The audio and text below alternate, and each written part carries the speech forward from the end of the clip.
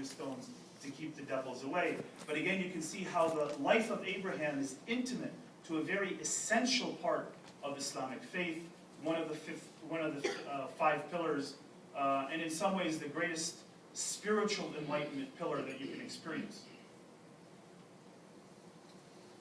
Ishmael, peace be upon him, is the father of the Arab Semitic tribes. His lineage leads directly to Muhammad, peace be upon him, and he's considered a significant prophet in Islam.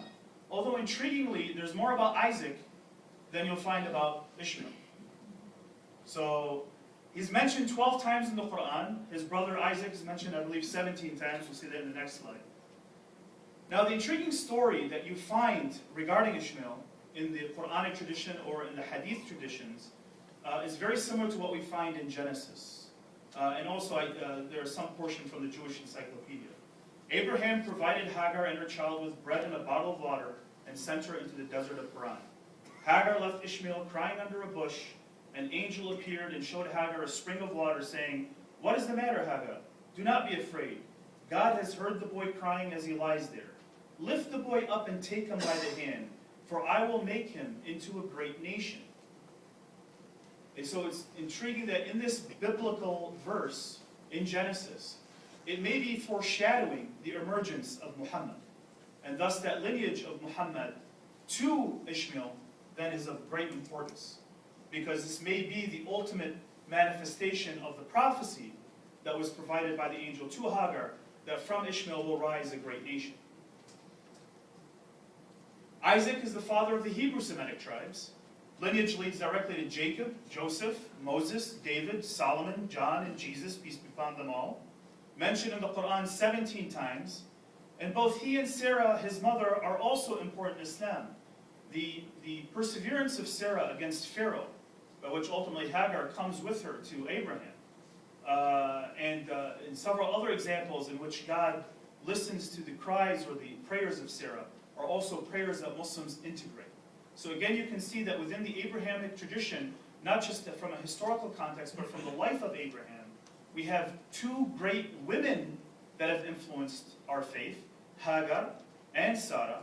So for those who tend to say that it's too much of a masculine or chauvinistic faith, very often, even Muslims themselves forget the great role that women had played, as well as that the children of Abraham, regardless of whether they're the father of the Hebrews or the father of the Arabs, were also significant in the life and the lives and what ultimately is part of the Islamic faith or the Islamic tradition. Jacob is mentioned 16 times, and in the Good Professor's book, the story of Yusuf, it's one of the few stories that's almost told in its entirety without discontinuity.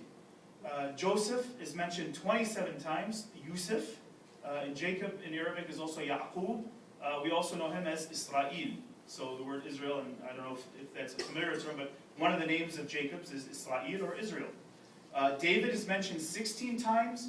The story of how David became king, how when they came to cross the river Jordan, and the story of Saul, how he designated David, and how there was the promise of the return of the Ark of the Covenant. All those stories you can find in the Quran. So again, key biblical or Talmudic figures or Torah figures are also found in the Quran, and the experiences of their lives, their traditions as they lived them, hold great import that God felt it necessary to mention them into the Quran so that their life experiences then become part of the Muslim doctrine, as part of what shapes what a Muslim should be. Solomon is mentioned 17 times. John or Yahya, John the Baptist, who's seen as a prophet in Islam, is also mentioned 5 times. Intriguing, all those prophets, their prayers are also components of prayers that Muslims ritually say on a daily basis. The Abrahamic tradition, as we go on to Moses, peace be upon him, is given the Torah, one of the books of God, respected by Muslims. He's mentioned 127 times, more than any other prophet, more than Muhammad. He's mentioned in the Quran. His life is described extensively and includes stories with Aaron, Harun, who's mentioned 20 times, Joshua, Yosha.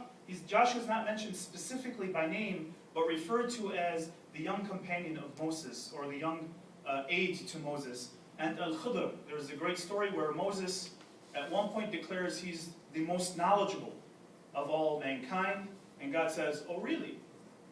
Go forth, and he takes him and he meets up with Al-Khidr, who then knows the future. And I think there's a very similar biblical story upon which a man comes to a boat, he sinks the boat, fearful that pirates would take him. Another story in which a young child is vain, and he kills the child due to his vanity, for fear of how his vanity will ultimately impact his parents. And lastly, Al-Khidr builds a wall, and I'm saying this in quick summary. The story is much more fascinating than this. He builds a wall, and even though in this village where he builds this wall, they were very rude and disrespectful to both Moses and Al-Khidr, Moses, in frustration, goes, what are you doing building this wall? And Al-Khidr says, yep, this is where you and I go our separate ways, and tells him why he sank the boat, why he killed a child, and why he built this wall. He built this wall because there was a treasure for these orphans underneath this wall that he built, and that God had ordered him to protect that treasure because the father and mother of those children were good people before they were orphaned. And again, going back to that message that Abraham told Hagar, and Abraham tells David, or is told by God to about sacrificing either Isaac or Ishmael, that God will take care of his own. So again, the importance of piety and maintaining faith and a link to God. Okay, these stories then continue to carry their importance over the themes of spirituality as they spill over into Islam. The intriguing thing, and you're going to see me repeat this verse from Deuteronomy 3 times. The Lord came from Sinai and dawned over them from Seir.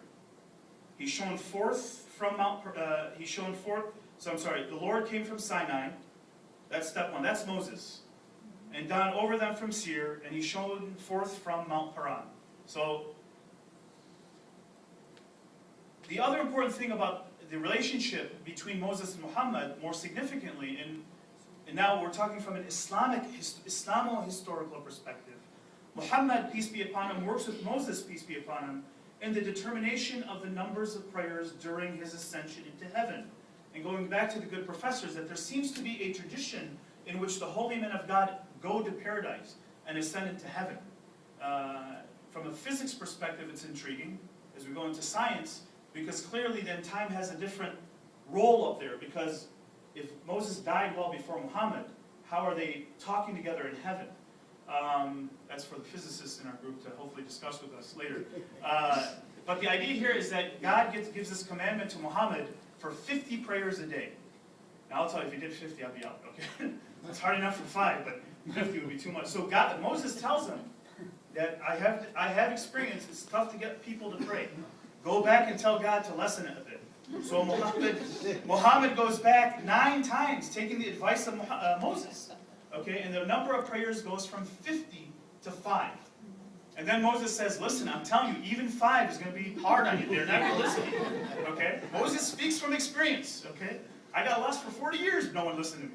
So the idea here is that Moses giving advice to Muhammad. See that linkage of a relationship, of a brotherhood amongst prophets. At that point, Muhammad is just too shy or embarrassed to tell God anymore. So God says and announces that it shall be 5, but the 5 shall be like 50. But again, without Moses' intervention, we'd be praying 50 times a day. Okay? I'd be like breaking every 10 minutes here. The other important thing is, a wife of Muhammad, Safiya, from Banu Nazir tribe, has a direct lineage to Moses. So that's another important significance here, that the relationship is in some way that the family sticks together. So that Safiya, one of the great-granddaughters of Moses, ends up to be the wife of Muhammad. And the intriguing thing is that Moses is married to one of the daughters of Jethro, who in the Quranic tradition is Shu'aib. And Shu'aib is also one of the Arabic prophets. And Jethro, or Shu'aib, is also a great-grandfather of Muhammad. So you can see that there's a familial relationship there, something linking the two together. And I think in so many ways that's why Moses bears such significance in the Islamic tradition.